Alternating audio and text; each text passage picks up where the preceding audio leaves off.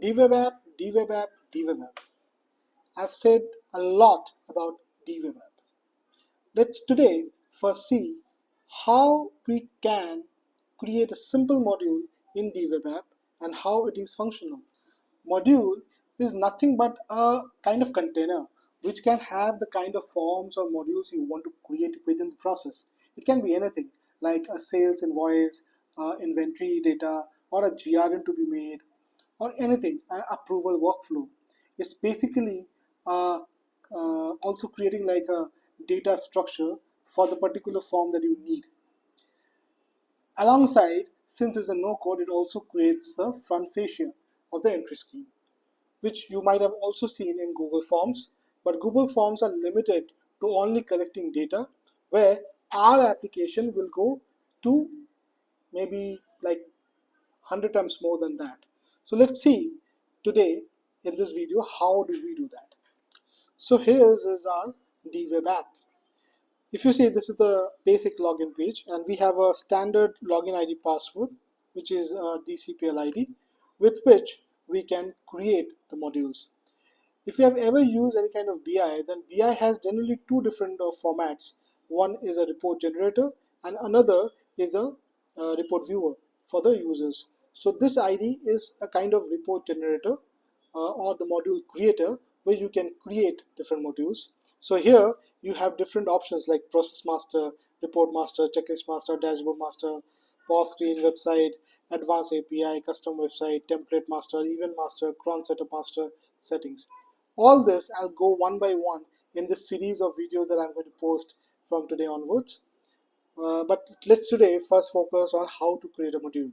So I'll show how to create a module here and how it's going to be shown by the or viewed by the users in their ID. So here's the first screen. So we need to first label the menus. Like over here on the left side, if you see,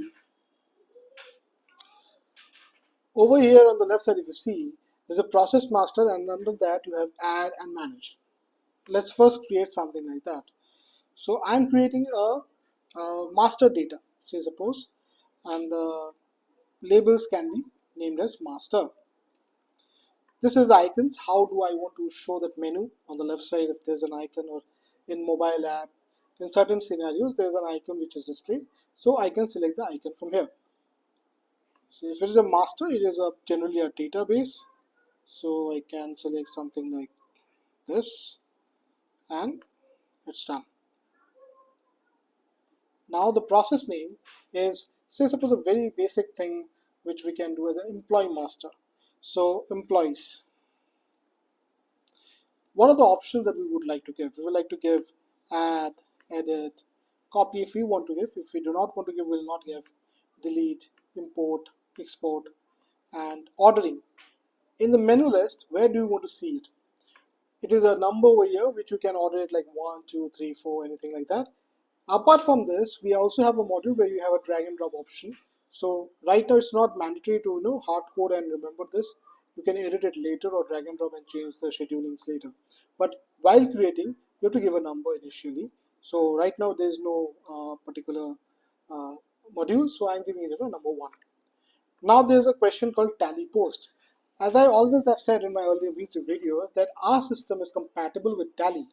So there is an option called tally post. So if this particular module I needed to connect with tally, or I needed to pull some data from tally, then I would have marked it as yes. If it is not so, then I'll mark it as no. If there is a tally setup, then apart from this yes no, there are other few settings that we have to go and do in the settings. That will come later when I'll be explaining on that specific tally video. Right now, let's put it no and move to the next. Form type is a default type. Let's select the default type. There are other form types. I'll come up with a short videos in the morning sessions where you will have different formats of this form types. But for the long video where we are creating the module, let's keep it as the default view. And the status is active and suspend. Like you have created some module but you do not want to use, or you do not want your users to have an access of it, then you can put it as suspend. It will not show in the role model or anywhere in the system, but it is created and is there in the system. Add background. Now this is an option which is for export. Like many a times we have many hidden fields, or we have drop downs like which has a value inside, but display values are different. Generally on every screen you will always find the display field, but sometimes on the Excel sheets when we export the terms, we also want the hidden fields. Like for example, if there's an employee name, but behind the scene we might have passed employee code. So generally on the software we always see the employee name, but if on the dump we also need the employee code along with the name, then we will select this displayable display plus hidden fields. Otherwise we will only go with table display fields. This is not a mandatory thing. We can select whatever we want, something which is okay. It's not hard coded, so you know you can select anything and you can go ahead. And most of the chances it is only display or display plus hidden. So let's click a submit.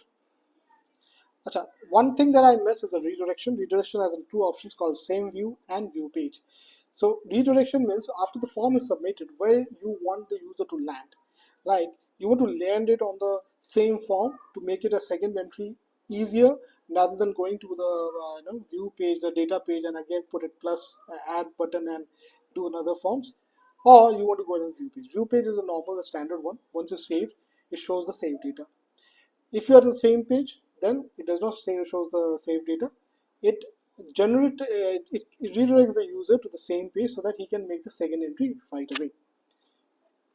Now I'll put a section. Like a form generally has multiple sections. Like for example, for an employee, there will be a basic details. There will be some document information. There will be some bank details. So we can categorize these sections, and that also makes the form look better, much organized than the generic ones, and dull, boring, just lengthy forms.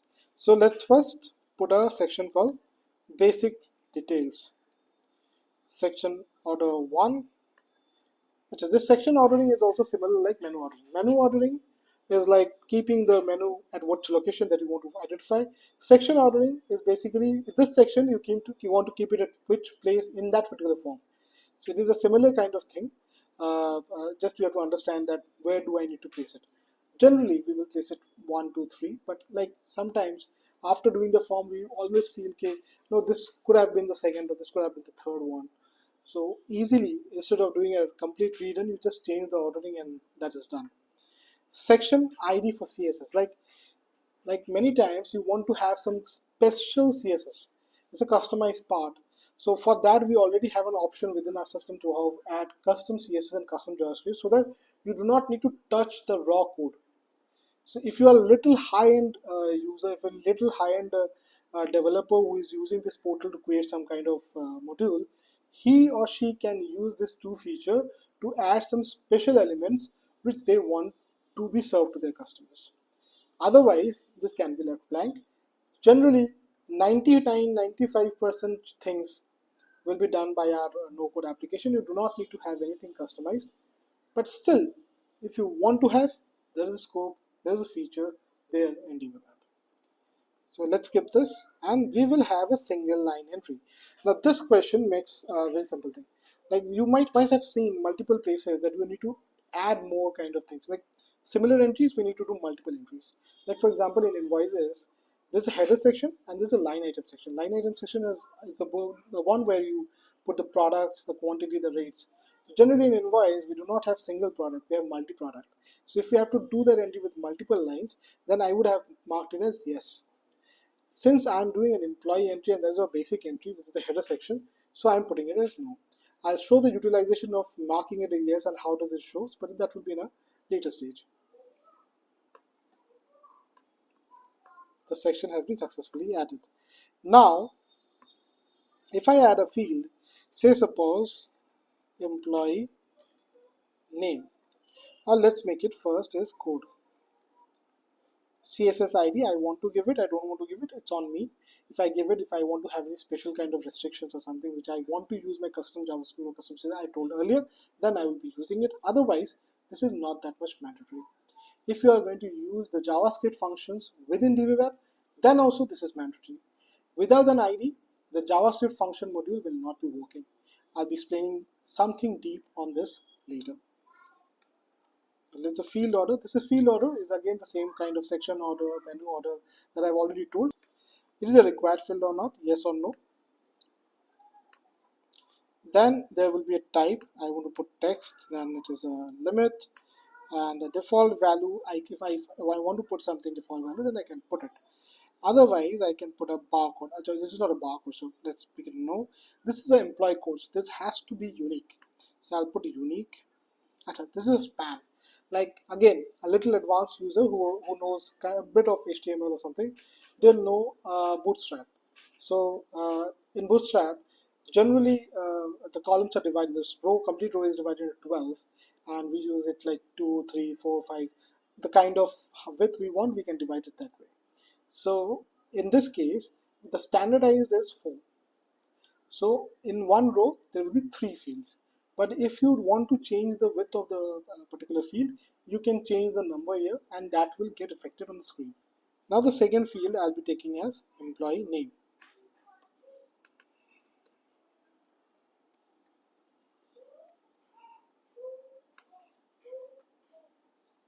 This won't be unique, so this will be a general field. Now say suppose I want to also add phone,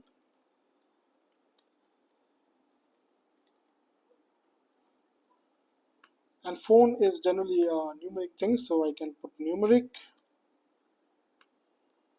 as a general. It can be, let it be required. We add it. Now the fourth one should be email.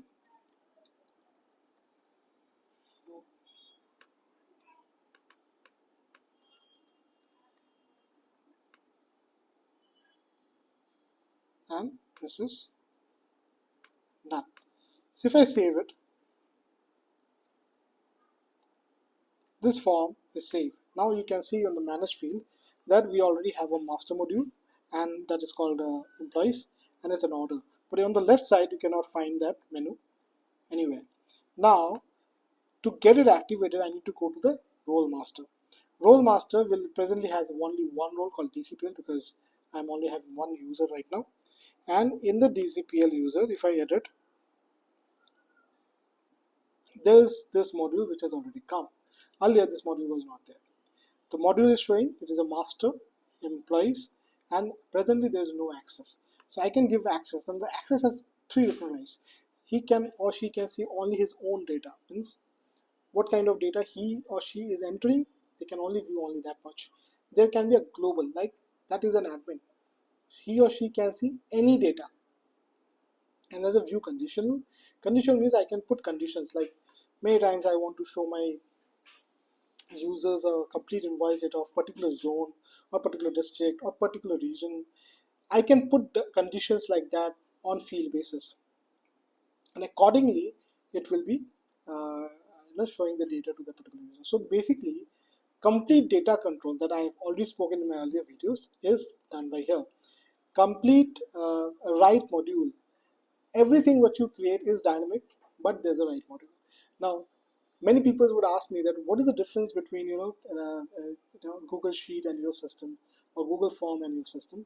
Google Form do not have this. That's number one. Google Sheet has a protect cell field kind of thing, but many a times when you do it repeatedly on the same sheet, you edit and you modify, that malfunctions. Secondly, it does not have this much rights, this much access. Like I want to give a conditional access. No, there's nothing like that. You can only restrict that people can edit this particular columns, this particular rows or not. Only that much you can do with that.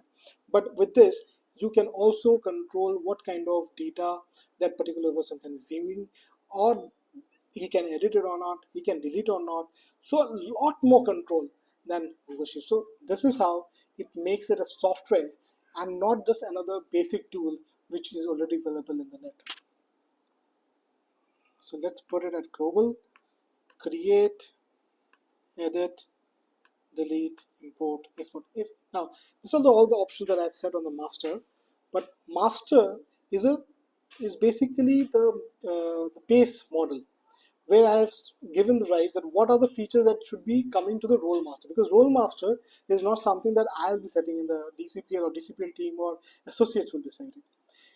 It is something that the customer admin will also be setting, changing for their users. So this is something which the customer admin will be using it and they will have an access to.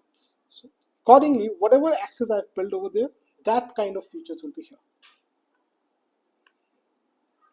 Now I've given that access of it. I'll see what are the users that I have already have. I do not have a user here, so I'll create a user. So the user will be Abhishek Datta.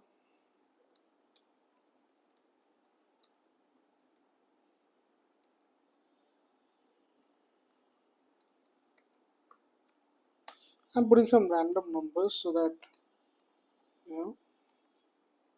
can make it fast. So putting admin as a user and a password. I'm putting as the type as admin. The role is TCPL. Only one role has been created. There's no apps, only one app, so you can also put it as default app. This change request, service request, and status is something else that I'll be explaining in my coming videos. Now I saved it. So the user is created, role is created, one module is created. Now let's see, this particular admin is a super admin of customer. If I log in with admin,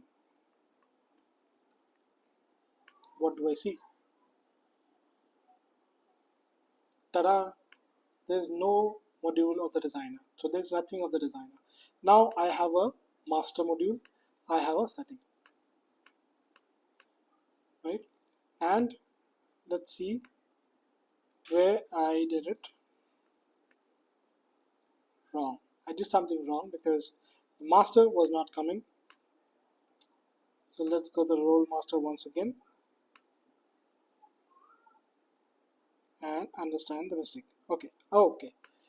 In the process master, I've given the roles, but in the process master, when I'm creating a module, the basic structure has been done. But there's one feature which I need to do, which I missed, is to select which fields to be shown on the view page. Because until I've created it, the view page is not coming. If the view page is not coming, the rest of the features are not on. So what I need to do, this is the module, and on this at the first option is configurator. I have to go there and I have to select this field names which I want to display on the screen. If I want to add like a filter, I can also add a filter here, and then I want to search by phone number, I can put the filters. I can also see drag and drop this particular filters, which I want to keep first, which I want to keep second, and I can submit it. Once this is configured, you see on the DCPL also I can see the employees. Now let's again log out and log in from the customer super admin and check what had happened.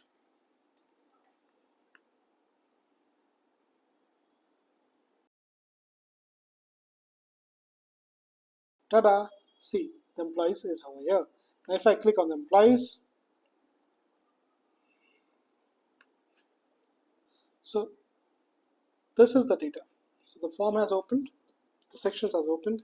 It shows employee code, employee name, phone, email ID. Now here on the top I have got options like add data.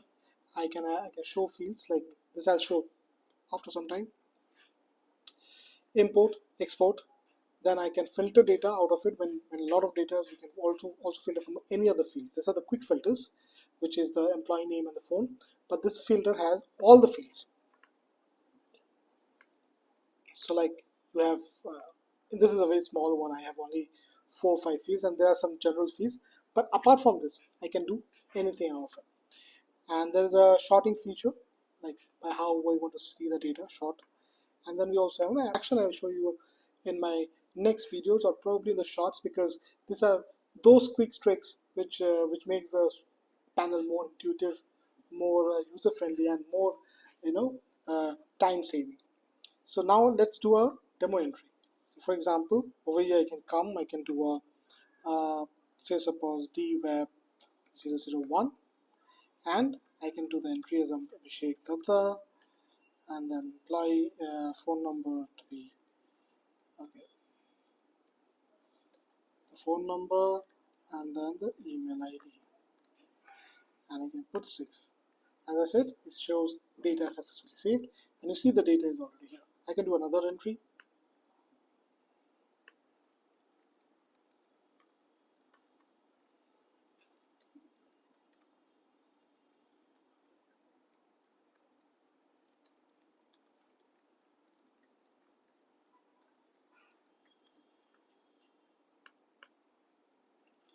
And see, it saves.